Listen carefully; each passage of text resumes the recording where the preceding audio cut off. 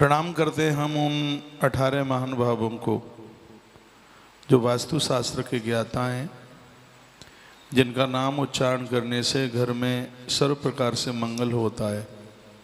बढ़िया ही होता है यदि आज आप कुछ और भी नए श्रोता जुड़े हों तो हर तीसरे चौथे दिन ये 18 नाम मैं आपको निवेदन कर ही देता हूँ। ये धीमे धीमे बोलते बोलते याद भी हो जाएंगे। भृगुर अत्रि वसिष्ठस्य विश्वकर्मा मयस्तथा नारदो नग्नजिच्चैव विशालाक्ष पुरंदरः ब्रह्मा कुमारो नंदीशः सौनको गर्ग एव चः वासुदेवो अनिरुद्ध तथा शुक्र बृहस्पति अष्टादशेद विख्याता वास्तुशास्त्रोपदेशका संक्षेपेण उपदिष्टम यन मनवे मत्स्य रूपेण। स्वयं भगवान मत्स्य नारायण ने मत्स्य पुराण में इन 18 का नाम लिया है। महात्मा भृगु, अत्रि, वशिष्ठ, विश्वकर्मा, मय, नारद, नग्नजित, विशालाक्ष, देवराजेंद्र, विधाता ब्रह्मा, कुमार कार्तिकेय, नंदीश्वर, महात्मा सौनक, गर्गाचार्य महात्मा गर्ग, वासुदेव कृष्ण, अनिरुद्ध शुक्राचार्य जी और देवगुरु बृहस्पति। ये 18 वह नाम हैं जो वास्तुशास्त्र की जानकारी रखते हैं, प्रणेता हैं। तो इनका नाम, इनका ध्यान, इनका आवाहन अपने आप में बहुत ही ज़्यादा मंगल कारक होता है। तो उनको हम बंदन निवेदन करते हैं। नूतन घर का प्रवेश हो, जीर्णोद्धार हो, यात्रा के उपरांत आप घर में आए हैं तो ऐसे घरों में वर्ष में एक आध बार हवन वगैरह होना ही चाहिए। पुत्रों के जन्म पर, संतान का घर में जन्म होता है तो जन्म के तत्पश्चात फिर एक बार हवन यज्ञ होना चाहिए। घर में शुचिता तब प्राप्त होती है। किसी के मरणासन्न के तत्पश्चात, मृत्यु के तत्पश्चात भी घर में कम से कम एक बार हवन यज्ञ होना चाहिए, तभी उस घर को स्वच्छता प्राप्त होती है। वास्तुशास्त्र की बातें आप बहुत लंबे काल से सुन ही रहे हैं, अभी भी लगभग महीना ही होने को है। आज के प्रसंग में घर का वास्तु दोष कैसे हटाया जाए, ये प्रमुख चैप्टर है, ये बात कही जा रही है। तो सुनिए, मैंने पूर्व में भी निवेदन किया है, जिस घर में तुलसी को बंधन पूजन है, गौ माता को रोटी है, चंदन है, रोली है, कपूर है, नित्य का यज्ञ है, ये शंख है, दीप है, धूप है, जनेऊ है, हनुमान जी को, गणेश जी को और महादेव को जिन घरों में जनेऊ पहनाया जाता है उस घर में किसी भी प्रकार का वास्तु दोष नहीं रहता। ग्रंथ में लिखा है, जिन घरों में विशेष रूप से जो भी कोई घर के जन हैं प्रदोष का व्रत करते हैं तो भी घर में वास्तु दोष नहीं रहता। प्रदोष की बहुत बड़ी महिमा है। शब्दों में जितना इसका वर्णन किया जाए उतना कम है। दरिद्रता से, गरीबी से यदि बहुत को ही जल्दी मुक्त करने वाला है तो इस लोक से लेके परलोक तक ये प्रदोष से बढ़ करके नहीं है कुछ भी। प्रदोष की इतनी बड़ी महिमा है। तो घर के वास्तु दोषों को दूर करने में प्रदोष का भी एक बहुत बड़ा स्थान है, बहुत बड़ी ताकत है, बहुत बड़ी शक्ति है। तो आइए हम थोड़ी आज प्रदोष की ही बात क्यों ना कर लेते हैं। फिर अधिक मास चल रहा है और वास्तु विज्ञान में बहुत सी बातों का, तमाम बातों का यहाँ से जिक्र भी किया जा रहा है। यदि उसमें एक स्थान वास्तु में प्रदोष व्रत को भी मिला है तो हम वह चर्चा कर लेते हैं। थोड़ा यूट्यूब की आवाज़ बढ़ाइए, बढ़ाएं, मैसेज आ जाए।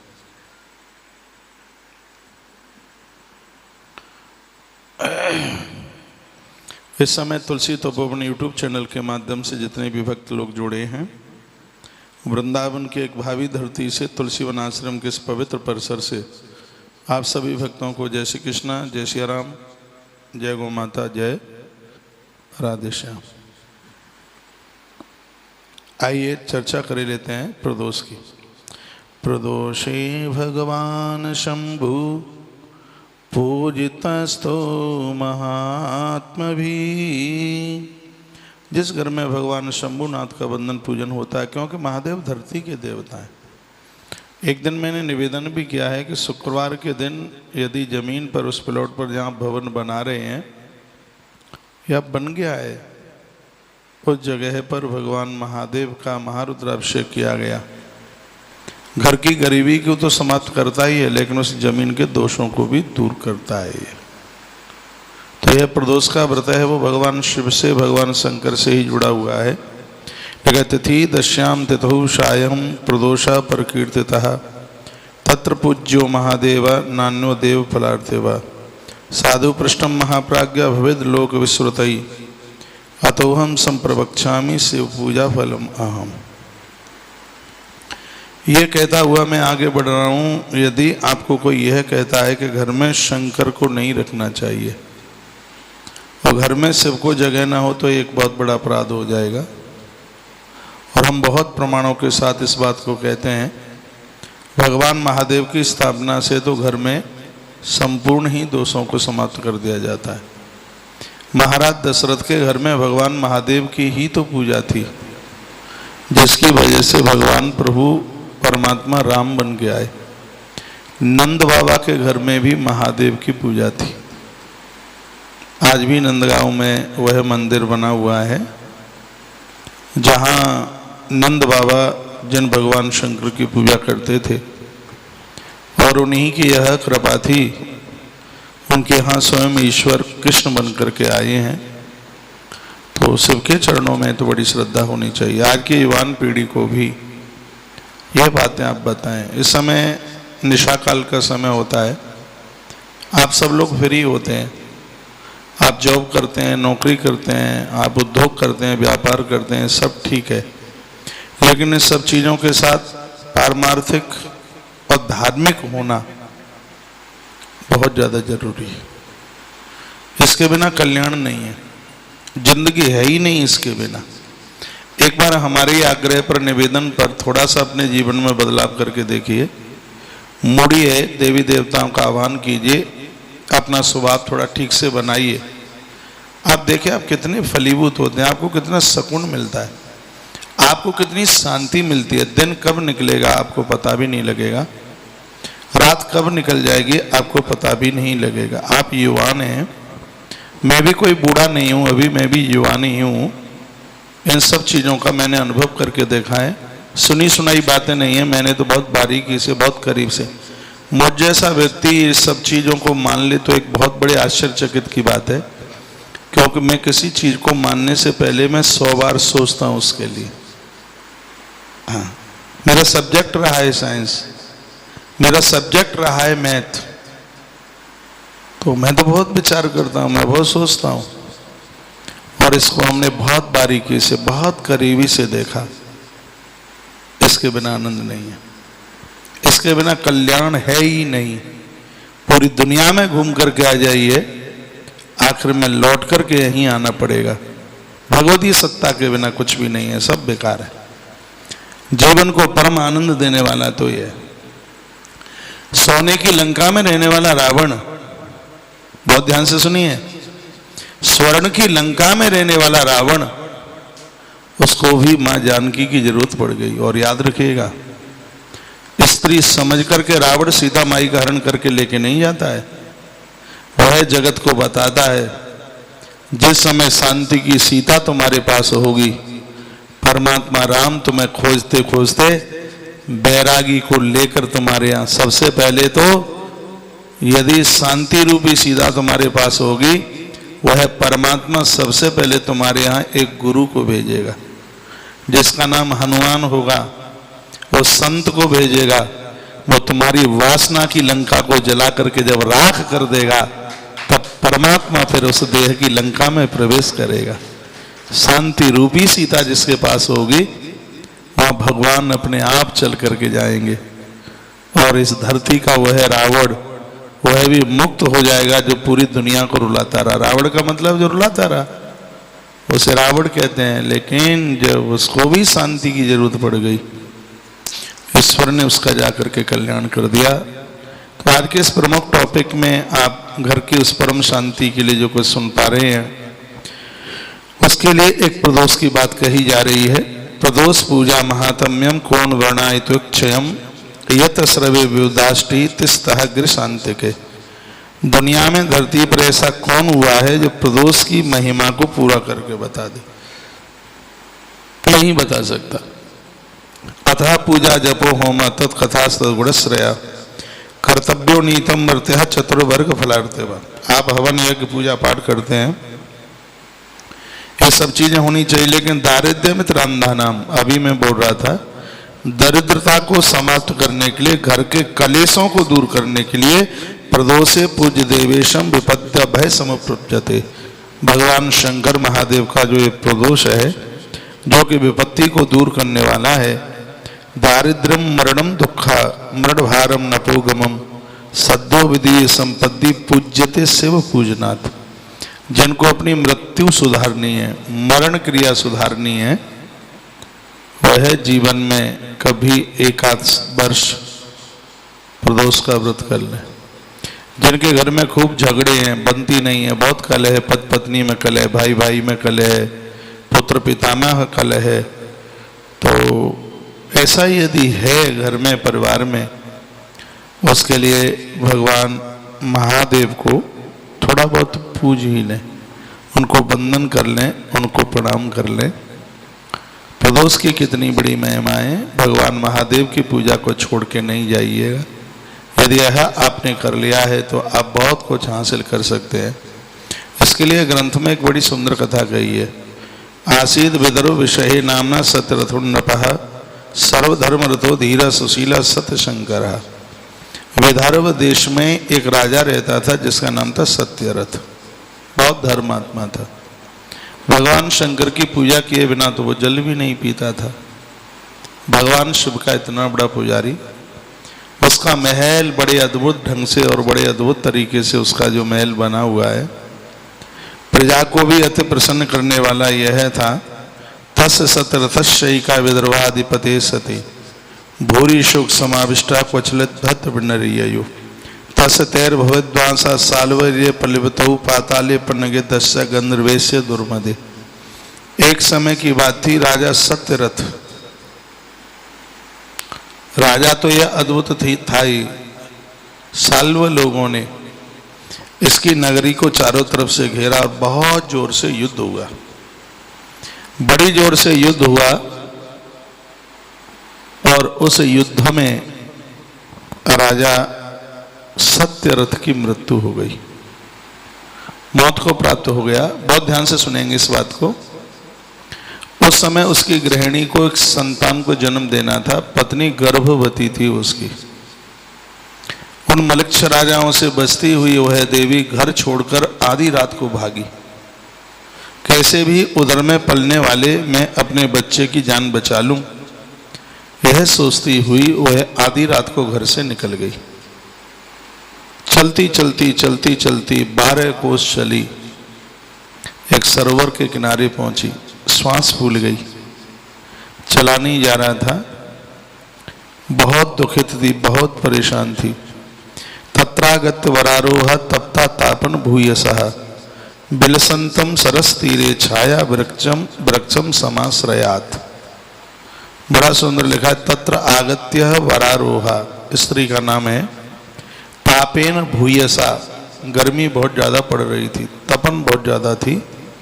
बिलसंतम सरस तीरे, शर कहते हैं सरोवर को, उसके तीर पर छाया वृक्षम सम आश्रय था, कोई छायादार वृक्ष था वहां, और वह वहीं आकर के बैठ गई। तत्र देव वसाद रागी व्यजनेत्रुत्कुट्ट में असूत तनयम साध्वी मुहूर्त सदगुणान्वित। उसी समय उस स्त्री ने बड़े बढ़िया मुहूर्त में उसी वृक्ष के नीचे एक बच्चे को जन्म दे दिया। राजा सत्यरथ, जिसकी मृत्यु युद्ध में हो चुकी थी, उसकी पत्नी उन दुश्मनों से भयभीत होती हुई आधी रात्रि को जो घर छोड़ करके गई, एक वृक्ष के नीचे उसने एक बच्चे को जन्म दे दिया। बच्चे को जन्म देने के बाद उसको बड़ी जोर से भूख लगी, कई दिनों से उसने कुछ खाया नहीं था। बड़ी जोर से उसको प्यास लगी, सरोवर पास में था। पानी पीने की इच्छा से वो सरोवर में थोड़ी सी आगे को धंसी तो एक ग्राही ने उसका पांव पकड़ लिया और खींचती उसको, वो ग्राही खींचती हुई अंदर लेकर के गई और देखते देखते उस स्त्री की मृत्यु हो गई। बहुत ध्यान से सुनेंगे आप। बालक अबोध अनाथ होकर पेड़ के नीचे पड़ा हुआ था। इतने में एक ब्राह्मणी अपने एक छोटे से बच्चे को लेकर के वहां से निकली। उसने रोते हुए उस बच्चे को देखा जिसकी नाभि की नाल भी अभी नहीं कटी थी। उसको लगा कि कोई भूत तो नहीं है, कोई प्रेत तो नहीं है। उमा नाम द्विज सती ददर्श नपनंदनम। उस स्त्री का नाम उमा ब्राह्मणी थी, वह उमा था उसका नाम। एकात्मजा बंधुहीना, उसके पास भी बंधु बांधव कोई था नहीं, उसको भी पति नहीं था। पुत्र को अपने साथ लेकर कैसे भी वह उस बच्चे को पाल रही थी। उमा नाम द्विज सती ददर्श नपनंदनम। उस स्त्री का नाम उमा था। पिता नास्ति न चान्योस्ति नास्ति बंधु जनो विवाह, अनाथ कृपड़ा वाला सेते केवल भूतले। उसने आकर के देखा कि इसका पिता नहीं है या इसकी माता भी नहीं है, बालक अनाथ की तरह पड़ा है भूतल पर, धरती पर। एस चांडाल जो वापी कनिष्ठो वैश्य जो विवाह, विप्रात्म जो वानपजो ज्ञायते कथमर्थ। कोई चांडाल तो नहीं है, कोई वैश्य का बेटा तो नहीं है, कोई क्षत्रिय का तो नहीं है, कोई ब्राह्मण का बेटा तो नहीं है। और वह उसको भूत प्रेत अलाय बलाय समझकर उसने उस बच्चे को छुआ भी नहीं। देख तो लिया, उसको छुआ नहीं। इतने में वहां एक ब्राह्मण चल के आ गया और इतिमीमान समानायाम तस्याम विप्रवरस्त्रियाम। उस ब्राह्मण ने कहा कि हे देवी, ये बच्चा अनाथ है, साधारण बालक तो है नहीं, ये कि ये राजा का राजकुमार है। हे देवी, इस बच्चे का तुम लालन करो, पालन करो, क्योंकि जन्म देने वाले बच्चे से पालने वाले बच्चे का बहुत भारी महत्व ग्रंथों में भी बताया गया। आप 100 बच्चों का लालन पालन करें और एक अनाथ बच्चे का लालन पालन करें, एक बराबर है। उस ब्राह्मण ने ऐसा कहा, देवी ये बच्चा अनाथ है, इसका तुम लालन पालन कीजिएगा।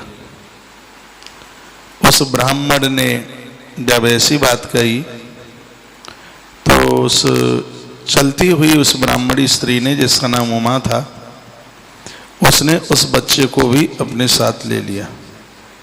यह कहकर के अभिज्ञात कुलोद्धापी सुतवत्या पर पोषते कस्मिन कुले प्रियसुतम या कामात जनको से कहा। इस बच्चे का मैं कुल भी नहीं जानती, इसका मैं खानदान भी नहीं जानती, फिर भी अनाथ है, इसलिए मैं इसका लालन पालन करूंगी। और वह उस बच्चे को लेकर एक साधु की सभा में पहुंची। बहुत ध्यान से सुनेंगे, इस पूरी कथा में प्रदोष की महिमा छिपी हुई है, इसलिए एक कथानक मैंने आपके बीच में रखा है।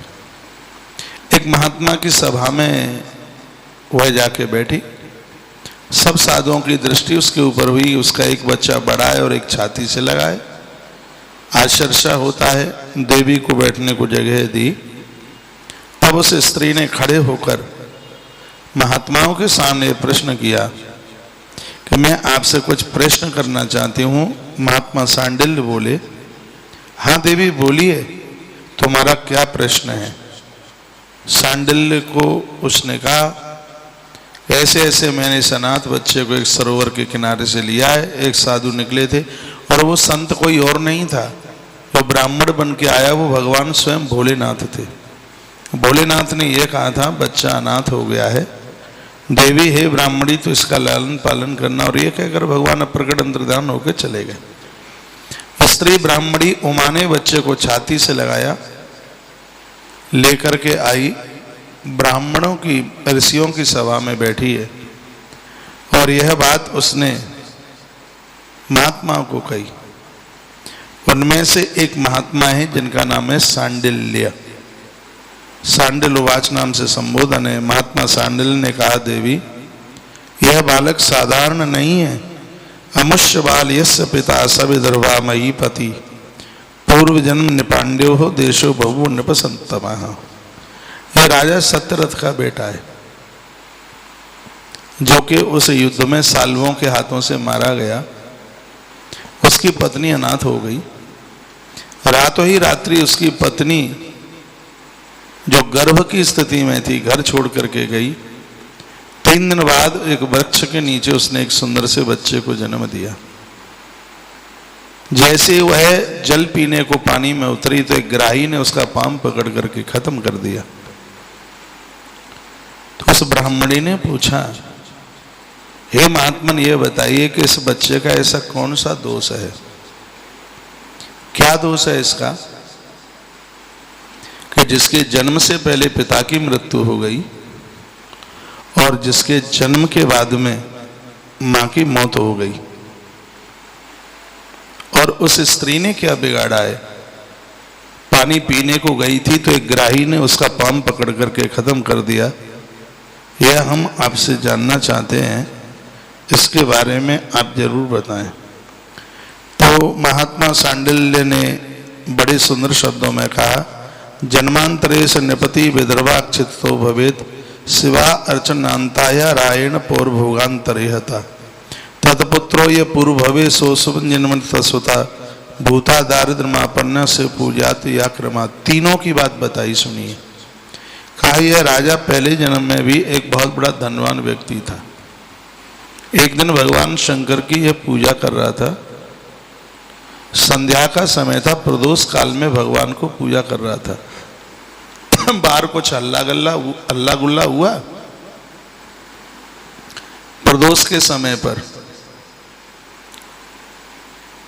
इसको लगा किसी में लड़ाई हो गई है, किसी में झगड़ा हो गया है। राजा खड़ा होकर के गया, पूजा बीच में छोड़ दी। जो लोग लड़ रहे थे उनका इसने बीच बचावा किया, अन्याय किया।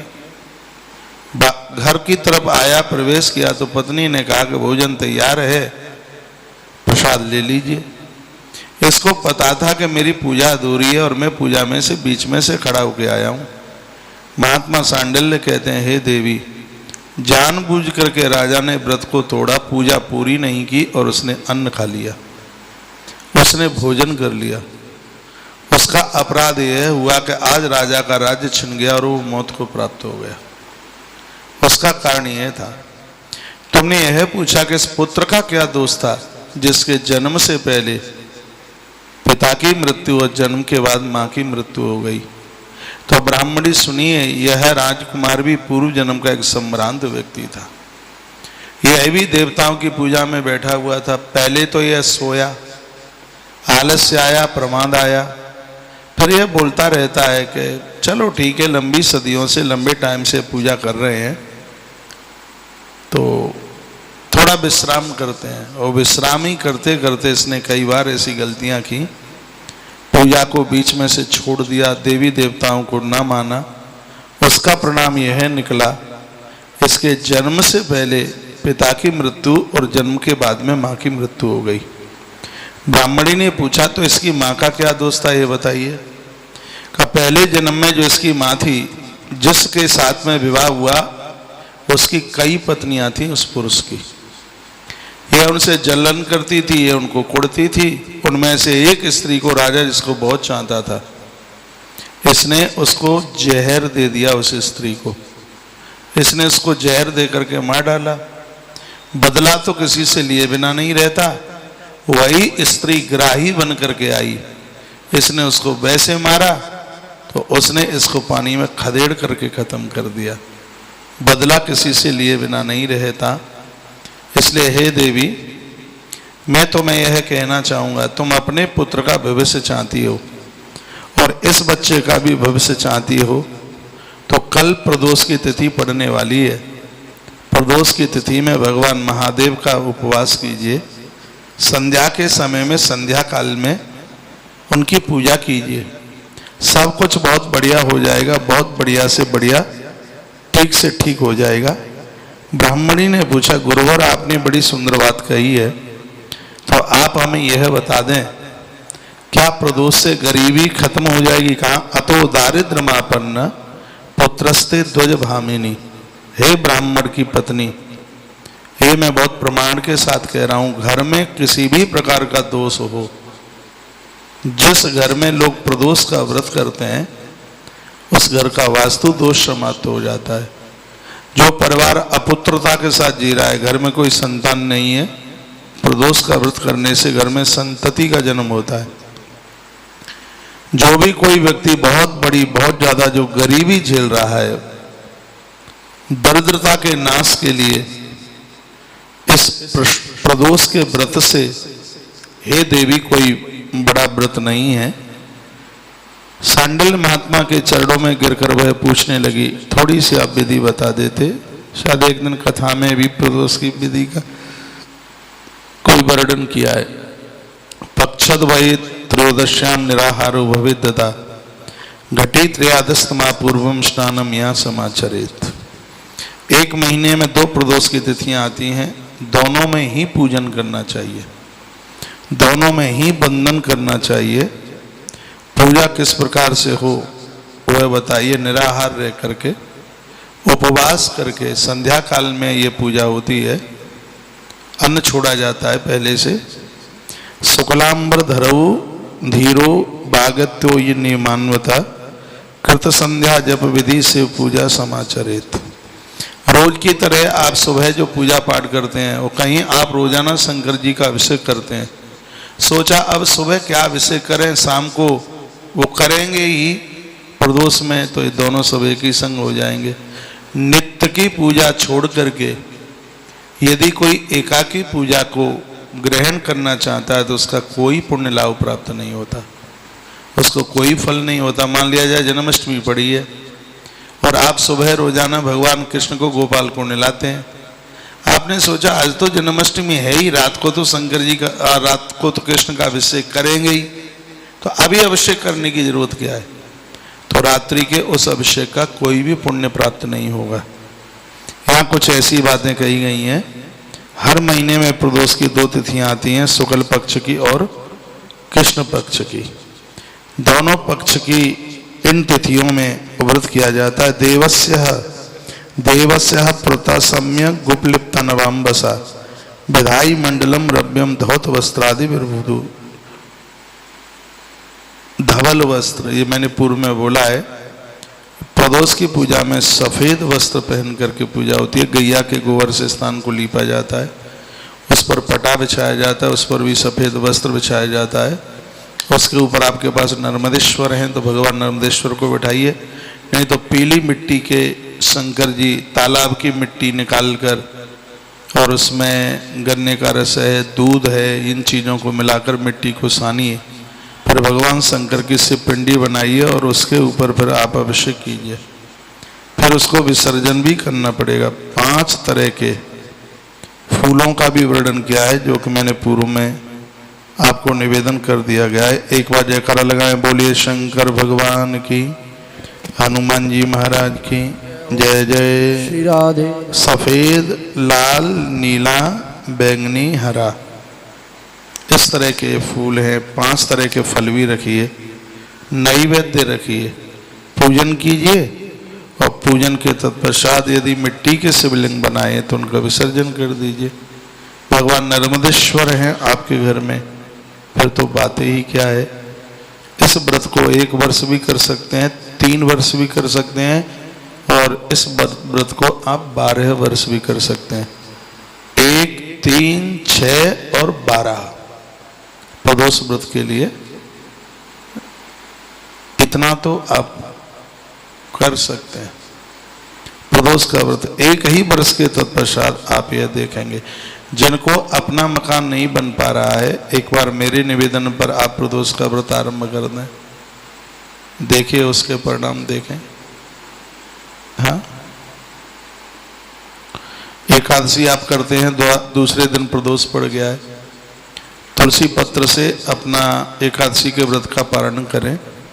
रात्रि को जब तक प्रदोष पूजा नहीं हो जाए तब तक अन्न न खाएं। प्रदोष पूजा पूरी करने के तत्पश्चात फिर अन्न ग्रहण करिएगा। आनंद आ जाएगा। आप एक आध वर्ष ही कर ले। जिन घरों में भूत प्रेत लाए वलाए सांप बिच्छू कांतर सब कुछ दिखाई देता है, घर में कलह होता है, झगड़ा होता है, बनती नहीं है, बहू के विवाह को कई बरसें हो गई हैं, संतान का जन्म नहीं हो पा रहा है, तो आज मैंने बड़ी प्रमुख बात आपके बीच में रखी हुई है। भगवान महादेव को, नर्मदेश्वर भगवान को बैठाइए, घर के संपूर्ण दोष समाप्त हो जाएंगे, कुछ रहेगा ही नहीं। गमले में बेलपत्र लगाइए, तुलसी पत्र लगाइए, कदम की भी डाली लगा लीजिएगा, आनंद हो जाएगा। कार्तिक के महीने में मैं निवेदन करूंगा, अभी थोड़ा टाइम है कार्तिक को आने में, कृष्ण भगवान के ऊपर पूरे महीना भर कदम के फूल चढ़ाए जाते हैं। और गंगा पूर्णिमा से एक दिन पहले, जिसको वैकुंठ चतुर्दशी कहते हैं, उस दिन कृष्ण भगवान के ऊपर बेलपत्र चढ़ाया जाता है।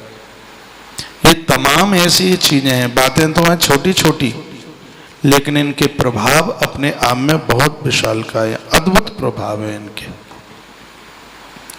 तो मैं एक बार पुनः ये कहकर अपनी वाणी को विराम की तरफ लेकर के जाऊंगा। जिन्होंने नया मकान बनाया है तो, और देखो एक बात और मैं आपको बता दूं, जो मैंने नई ग्रंथ में बात सुनी है, झोपड़ी में कभी भी कोई वास्तु दोष नहीं होता।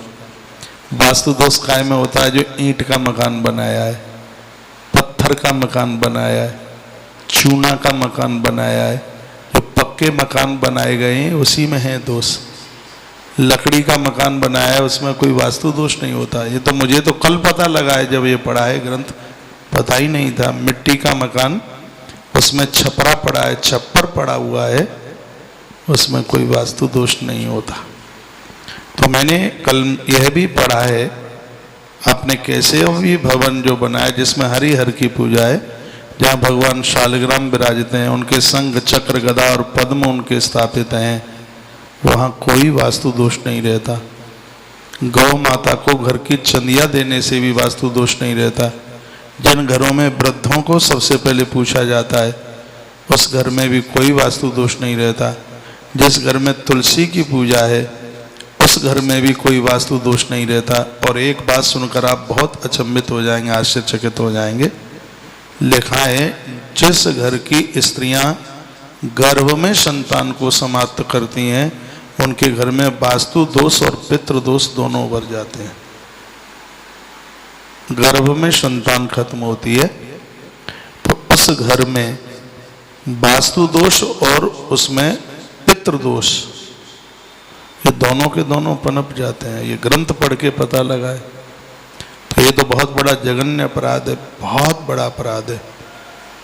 और अनजान में यदि कोई ऐसा अपराध हुआ है तो उसके लिए ये जो मैं आपको ये व्रत बता रहा हूं, प्रदोष का व्रत और हरिवंश पुराण की कथा, इस अपराध के प्रायश्चित के लिए हरिवंश पुराण की कथा, अनजान में या जान करके जो गलतियां त्रुटियां हुई हैं, उधर में संतान समाप्त हुई है, तो उसके परिणाम भोगने पड़ते हैं।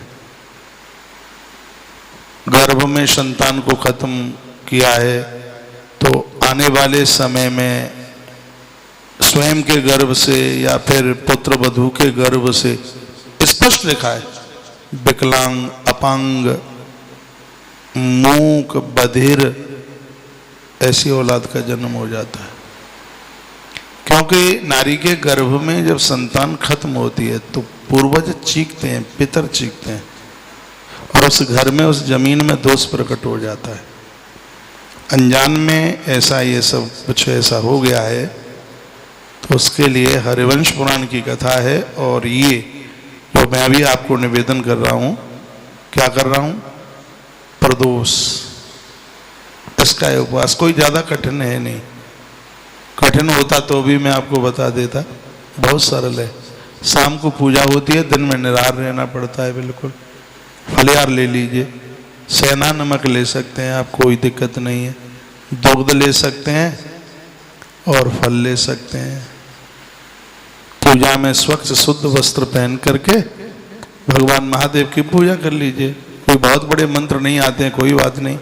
ओम नमः शिवाय, ओम नमः शिवाय करके भगवान शंकर की पूजा, एक घड़ी लगा के 16 मिनट जलधारा उनके ऊपर चढ़ने दीजिए आप, पूजा पूरी हो जाएगी, आरती कर लीजिए, प्रसाद बांट लीजिएगा। शालिग्राम भगवान को स्पर्श करा दीजिएगा प्रसाद से, क्योंकि भगवान शंकर के ऊपर चढ़ा हुआ प्रसाद सब लोग ग्रहण नहीं कर सकते। प्राण प्रतिष्ठित मंदिरों में इतना भी ध्यान रखिएगा, जो स्वयंभू है, अपने आप प्रकट हुई हैं, उनके ऊपर चढ़ा हुआ प्रसाद किसी के लिए अग्राही नहीं है, जो स्वयंभू है। लेकिन आपके घर में जो छोटे शंकर जी हैं, अंगुष्टम मात्रम जो शंकर जी हैं, उनके ऊपर चढ़ा हुआ प्रसाद हम और आप, नर्मदेश्वर भगवान को तो स्वयं शंकर जी ने कहा, इसलिए तो मैं बार बार आपको बोलता हूँ कि घर में नर्मदेश्वर भगवान को विराजित कीजिए, जिनको स्वयं भगवान शिव ने कहा है, बाणासुर को वरदान दिया था कि मेरी बाणलिंग यानी नर्मदेश्वर के ऊपर चढ़ा हुआ प्रसाद हर कोई भक्त उसका ग्राह्य होगा। तो इतनी सी बातें कही गई हैं, घर में किसी भी प्रकार का दोष न रहे, उसके लिए काम करते रहिएगा। आज के इस प्रोग्राम में बस इतना सा ही है। अरे बहुत टाइम हो गया है, कल सुबह फिर 11 बजे मिलते हैं ब्रह्म पुराण की कथा में। भगवान आप सबका बहुत बढ़िया बढ़िया मंगल करे, प्रभु के चरणों में मेरी प्रार्थना है। आज के इस प्रोग्राम से आप जरूर खुश होंगे, संतुष्ट होंगे। चैनल को यदि आपने सब्सक्राइब नहीं किया है तो कृपया चैनल को सब्सक्राइब करना ना भूलें, क्योंकि बहुत लंबे समय तक यह प्रोग्राम चलने वाला है। अभी तो आपको बहुत बड़ी बड़ी जानकारी मिलेंगी।